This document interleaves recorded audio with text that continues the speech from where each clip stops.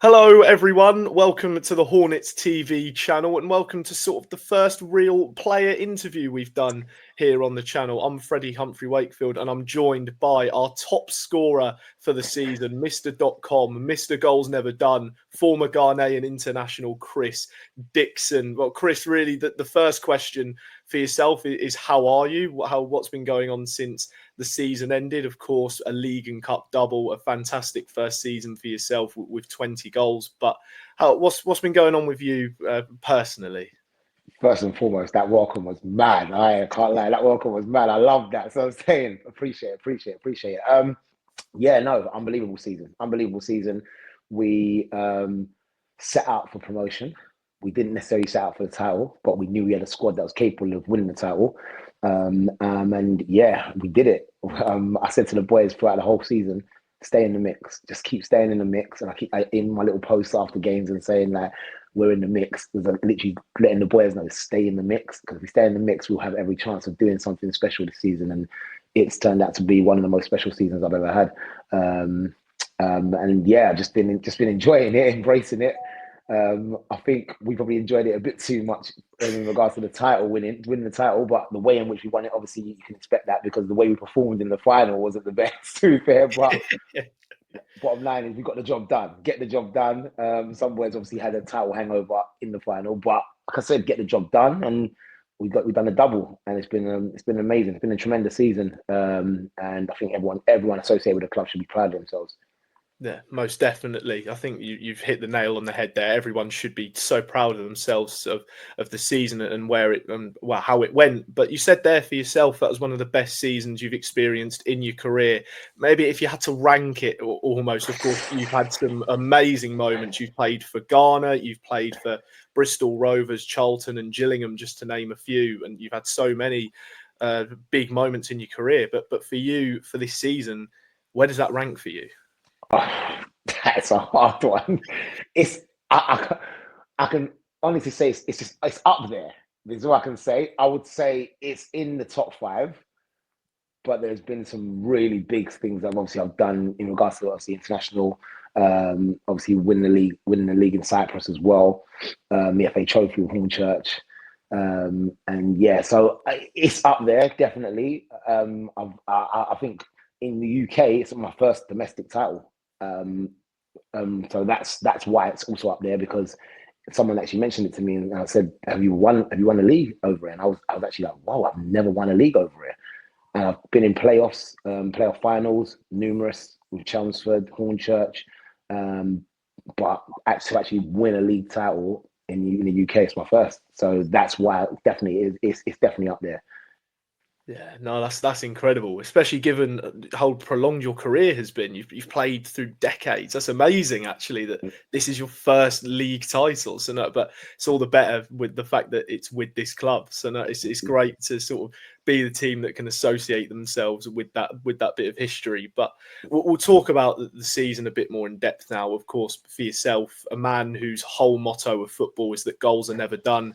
It couldn't have been a more truer statement ever. 20 goals this season in 51 matches in all competitions. So, and especially with the fact that, I know you'll probably hate bringing it up, but you're 40 years old, and it's, I'm so sorry to bring it up. I'm sure you get 40 it. years young, 40 Yeah, years young, 40 we'll years go young. with that. 40 years young, but yeah, no, 20 goals in, nearly a goal every other game. Strikers in their prime aspire to have that. You're doing it at, as well, to set a later stage in a career as such. But how really is that for yourself as a player? How do you keep motivating yourself? How do you keep going to continue to score so many goals like you did this season, especially when you've had such a long career of it, and maybe there were a few doubters about how many goals you'd score?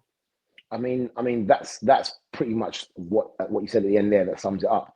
Is that there's always going to be doubters in throughout your career and your life, and I live by proving people wrong, and I also live by the fact that I love scoring goals, and I just knew that if I had the right team around me, and I was given opportunities to go and do what I needed to do, then I would deliver. I said that to Dom when I first signed. I said, listen, he obviously told me that he wanted to sign me for many a season because I always score against Horsham, every club I played for. So for me, it was a case of it's a no-brainer. I'll be more than willing to come down there and help guide the team to success.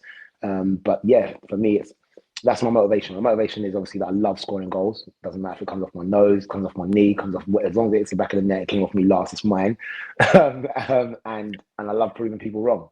And I think for me, it's probably a little bit sweeter because of my age, and it's also sweeter because I've actually been in this league for quite a while. And for me, it was a case of I've played in the Conference South. Yes, I've done a little stint in the conference, but I've actually it's been for quite a while, and I've had so many different cracks at it where I wanted to get out of it. So it was almost like a relief as well as a sweet moment for me that obviously, yes, we've done it, and Horsham are up into the Vanarama South.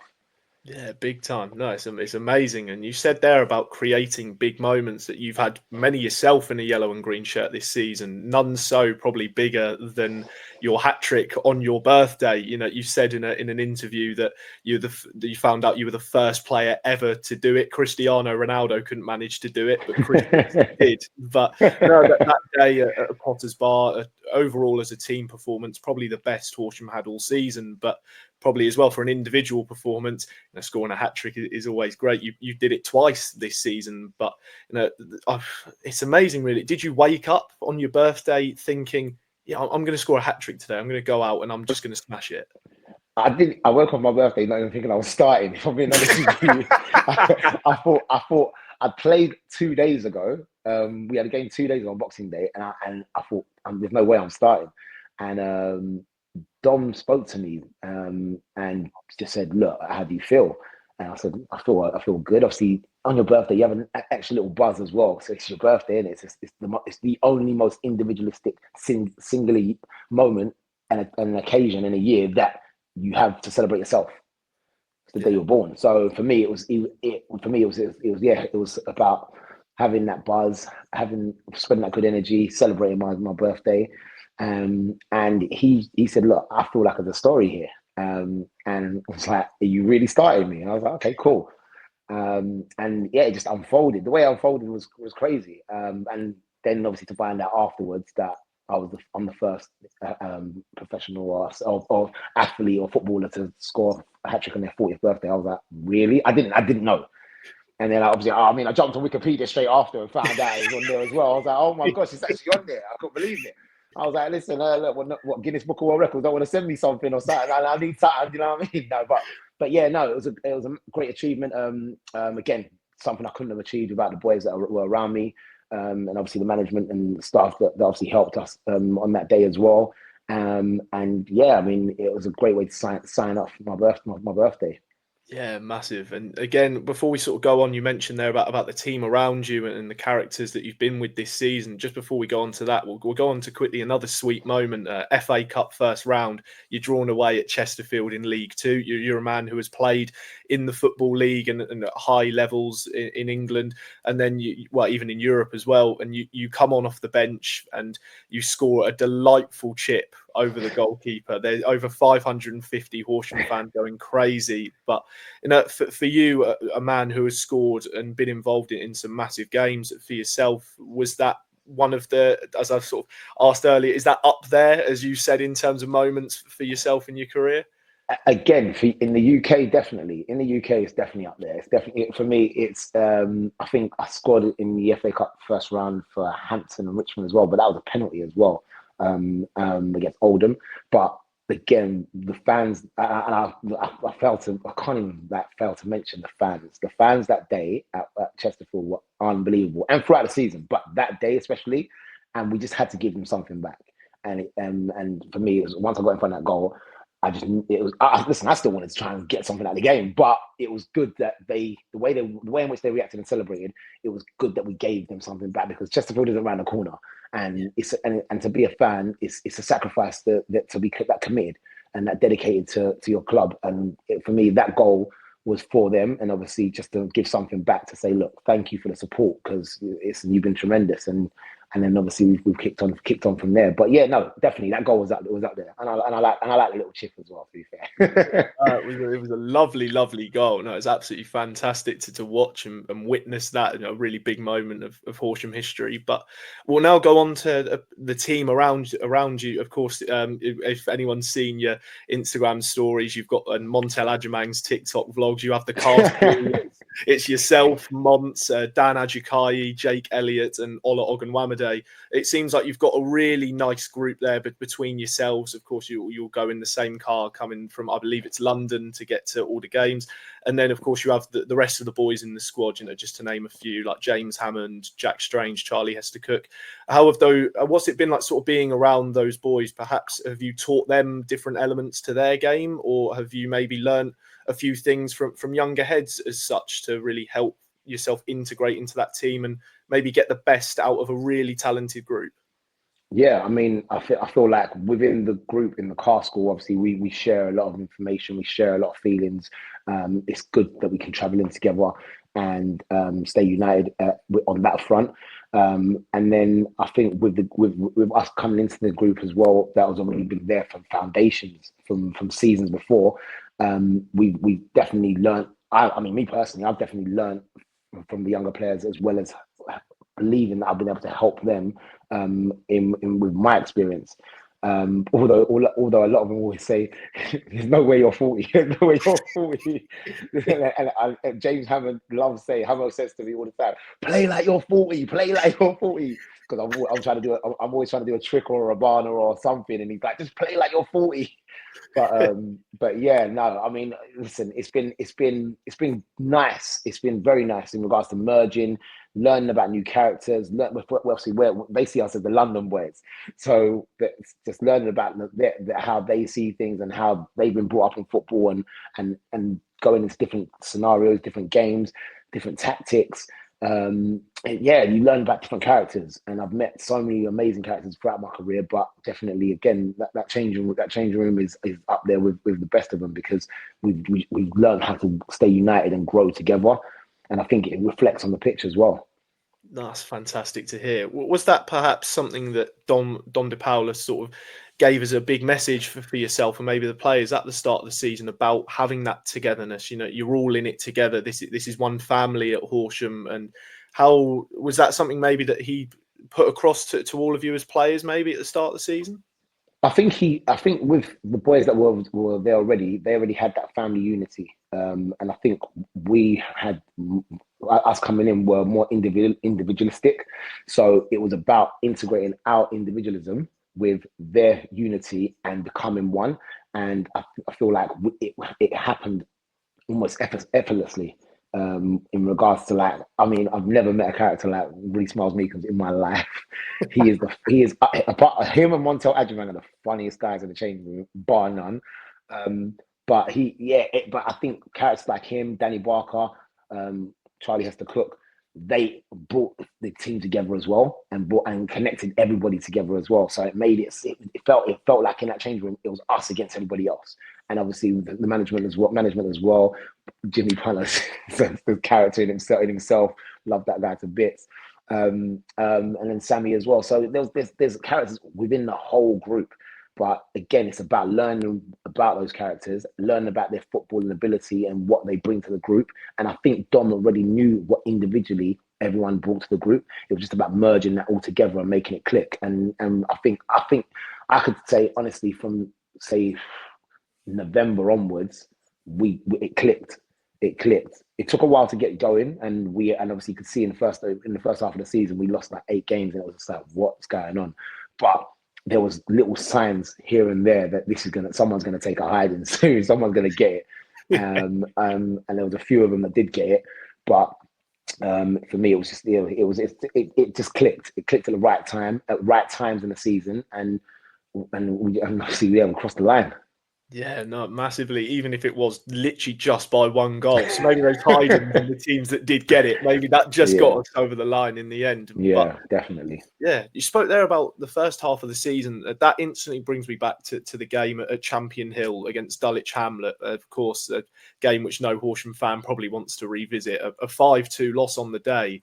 But then, given after that game, you just said there about you knew it was still going to click, and of course it did in the end. That's why Horsham ended up winning the title. But after that game, did you still have those feelings? Were there perhaps doubts, just tiny ones about maybe could it not be on this season, or was that always still that belief even after that of this will click, we are going to start blowing teams away, of course, which ended up happening? I had no doubts that we made the playoffs. I had no doubts, irrespective of what was happening, individual results that happened right throughout the season. I had no doubt we were going to make the playoffs. There's too much talent in that changing room to not make the playoffs at least. The Dulwich game, obviously, again, I felt like that was also the management also learning about the players and learning about what players were suited for what games and what players weren't. So I think it was a minor blip, but the biggest way to learn is when you make mistakes, and obviously you learn from them mistakes. And for me, it was just a case of we had a few minor blips in the first half of the season, and I think we turned it around in the second half of the season and we realised the errors of those previous mistakes. What also helped is obviously our home form was probably up there with the best in the league. So that, and with the fans behind us, we always knew that if anyone's going to beat us at home, I would say they deserved it if they beat us at home, because we were that phenomenal at home, or formidable at home. But I just feel like in the first half of the season, we were still learning. But then by the time it got to the second half of the season, there was a few hidings that people were getting, and there was a few hidings that people were going to remember for a long time. No, most definitely. Well, as we already mentioned earlier, the Potters Bar game, that was a hiding that they received, albeit respect to them, Potters Bar. Yeah. But during that game, you, and of course, as we'll go back to it, your 40th birthday on the day, and the Lardy Army serenaded you after every goal with a chorus of "Happy Birthday." They had I think it was a Colin the Caterpillar cake was brought out. And there was a happiest 40th birthday banner. And for yourself, I mean, I don't know if out in Cyprus they were doing that after the league title was won or as such, but for yourself as a moment there, you spoke about the togetherness and how the fans, with the Chesterfield match, that you wanted to give something back to them. That must have been really nice to have received that and know that, it's all so connected and they're always on the same page. Yeah, I mean, definitely. Throughout my whole career, I've always said to myself, said I'm an entertainer. I want to put on a show for people. I want people to go away from watching Chris Dickson in the game and be be not mesmerized as such, but don't forget. I don't want them to forget at all that obviously this is the impact that I left with people. I also obviously coach one-to-one with kids, young children. So for me, it also helped that the banner was made by one of the boys I actually coach. And he came obviously as well, little Courtney, and I was over the moon for him to see that his coach doing what he's doing on my birthday. But then the Lardy Army on top of it as well with the cake and everything. It was very touching, very moving. And throughout the season, I've got to say, they were unbelievable with me. And I would say in regards to the magnitude of the two levels, if we're making comparison to Cyprus, obviously Cyprus was a massive occasion, huge. Like people didn't go to sleep for 40 days. It was insane. They would lighting up the beach, couldn't go out on the streets. But what we did at Horsham and what we've done at Horsham, and with the Lardy Army behind us, it's definitely been massive for Horsham, massive for me, and massive for what I'd say, how you represent yourself to the next generation.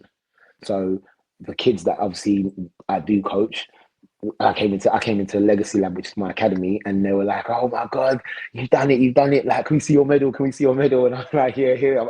I take my medal everywhere. I don't know where it is right now, but I take it everywhere." So I'm showing them, and I think that it's also a massive representation of non-league football. I was actually talking to someone the other day about this. That non-league football has got a massive platform now in the UK. It's probably bigger than it's probably ever been. Whether we via the socials, got a massive following, because a lot of people can't. It's expensive to go watch Premier League football every week or Championship football every week. So why not go and support your local team? And it's gained a massive following, massive support, and it shows with Horsham. It shows with the cup final, obviously the other day, and long may it continue, because we all got to start somewhere. And I started in non-league. I was a non-league boy. I went into the pro game, and I've come back into non-league. And it's again, it doesn't go. It's not unheard of to young children who Horsham are, or who are Hornchurch are, whoever a non-league team is, because that's their local team. So if they can't get to a Premier League team, they go to their non-league team, and it helps, especially in my case, that I actually coach those same kids. So now they're now Horsham supporters. They all got Horsham tops. They all want to come to Horsham games, and it's just about spreading it and spreading that positive energy. And listen, even if they don't see us as the glorified footballers of that they see on the television screens, at least they get a little taste of what the atmosphere is and what they could be going into if they ever pursue a professional football career.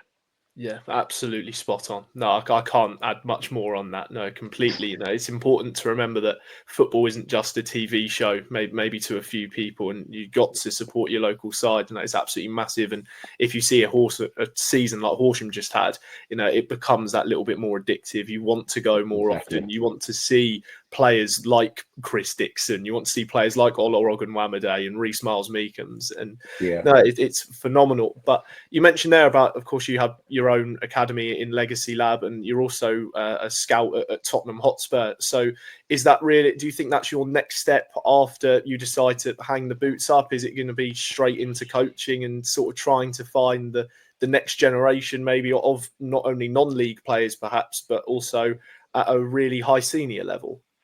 I mean, for me, yes, the next step would be to go into coaching on a grander scale. Obviously, with my friend Miles Weston, I hate calling him business partner because it's not business. It's business, but it's not business. My friend, my brother, Miles Weston. We've obviously put together Legacy Lab Football Academy, and we obviously want to give opportunities to younger players to become the next Miles Weston or Chris Dickson or a non-league player or at a high level. And knowing that I've obviously got the channel with the Tottenham job as well as being a Tottenham scout, it's a lot easier. It's not given. You have to work hard. We have to know that you're obviously good enough and you're capable enough. But who's to say that we don't have the next Chris Dickson or the next James Maddison at Legacy Lab Football Academy right now? We may do. But if they don't have the avenue, or they don't know how to get there, then how can you help? How can they get there? So I remember when I was younger, I didn't really know. I think to be in a professional academy was like gold dust. You didn't know how do you get into there? How do you get into a Charlton, or how do you get to Crystal Palace or West Ham or Chelsea or Arsenal or Tottenham? You just didn't know. I think there's more opportunity now. There's goals left, right, and centre. Goals academies everywhere. Everyone's got a football academy now. There's someone that's always connected to somebody, and we just felt like with the experience that we both had, that we can be that connection as well to help and give opportunities through us as well, through our experience and through our careers. But yeah, it doesn't go unthought of in regards to whether it be non-league or whether it be higher up, that there's opportunities for kids to learn about football and learn every aspect of the game. And I always say to the young boys that I coach, I wish if I could physically do this, go and give you all the knowledge and all my experience of everything I've gone through, but I can't. It takes time. It takes a lot of patience. But it's something that I love doing. I love doing it. And yes, for me, it would be the next step once I decide to hang on the boots, but goals are never done. Exactly. No, that's always the motto from yourself, and any player should have that. Chris, an absolute pleasure to talk to you for the Hornets TV channel. It's great to hear some of your insights about the season and your future in football and your past moments as well. So a massive thank you to you. I appreciate you, Freddie. No problem. And shout out to all the Lardy Army, and come on, let's rock and roll. Champions, ole, ole. Where's my medal? I need to go find my medal. No, well, I thank appreciate it, you. Freddie. Thank you very much, mate. No, not a problem. No, thank you ever so much, Chris. And thank you to anyone who's watched it on the Hornets TV channel. And we look forward to seeing you for the next video of ours very soon.